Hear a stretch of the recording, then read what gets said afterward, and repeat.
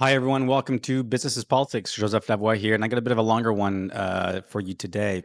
This week, a client shared a thought-provoking Substack from The Honest Broker that provides a new framework for communications. He, being the author of the Substack, calls the 6 new rules for communicating. The main point that the author makes is that the era of teleprompters and talking points has come to an end.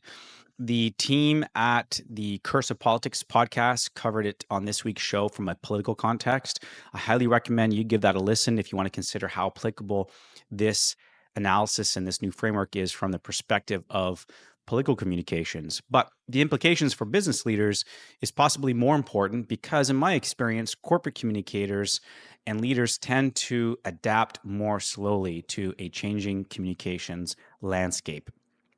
At the crux of the author's 6 new rules, the author's name is Ted Gioia, a bit difficult to pronounce.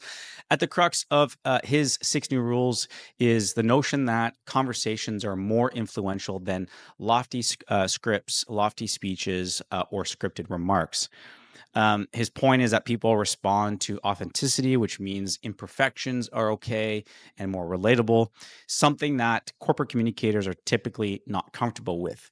Some of these rules we've always known to be true in politics. In fact, very little of what's in his analysis is new if you've been trained in the tradecraft of political communications. But they've been very hard for businesses and corporate communicators in a regulatory context to adopt.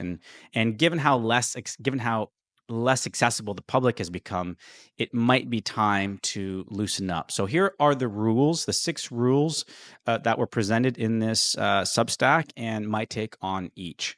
So the first rule is that you gain more trust when you're seated, not standing. An interesting concept. I think this is a way of saying, do more podcasts, which are more intimate, they're dialogue based, instead of scripted speaking opportunities. Now, I do think there's merit here.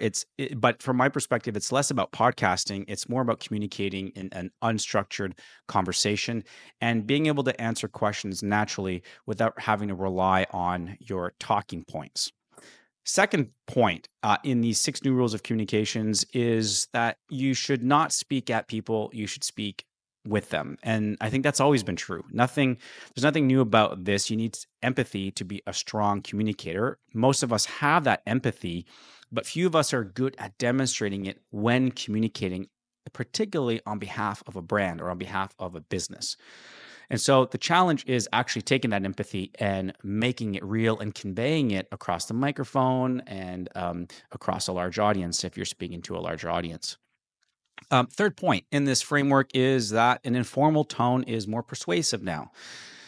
And that leaders should adjust to this reality. So without a doubt, political communicators have paved the way on this, and it's the only way to penetrate through all the noise. A conversational tone is approachable, it's natural, and as a result, it's much more authentic. So I think this is absolutely bang on. The fourth aspect of his 6 new rules is that conversations have more influence than speeches.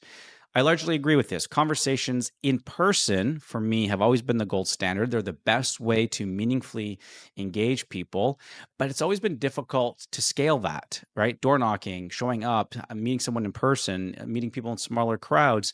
You have to do that. You have to get a lot of reps in before you get the reach of other channels like broadcast. But when you are prepared to do that work, it pays off significantly. Now, the closest we've come to potentially scaling in-person engagement, real conversations, is through podcasting. So I think podcasting has made this surprisingly scalable because of the intimacy you get from podcasting about being in someone's earbuds. There's something about that medium that is exceptionally powerful at building a long-term relationship with your audiences. Number 5 on his list is that spontaneous communications delivered from a personal standpoint are considered more real than a script created by a team of speechwriters. I am a former speechwriter, former political speechwriter, but I can tell you, however, that this has always been the case.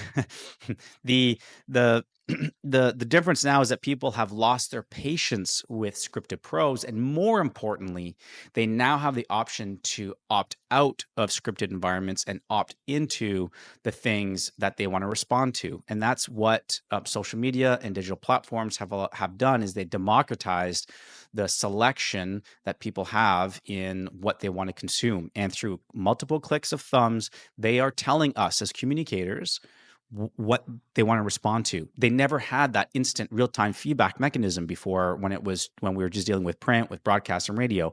They now have that ability to respond in real time and tell us how they want to be communicated to and with, and how they want to engage on important, serious topics. And they're telling us clearly, you need to speak to me like I'm an actual human being. And you don't talk at me. So I don't think that's changed. It's just now we are seeing it reflected in real time through fragmented media environments. The last point he makes is that sound bites and talking points are less impactful than storytelling, humor, and off the cuff comments. And I think that's not particularly new. This has always been the case. And that's because we as human beings respond to stories. We don't respond to messages. And so I think there's a big takeaway here for corporate communicators. Um, Speak to people who've done political communications, because they have been operating with these 6 new rules for quite a long time.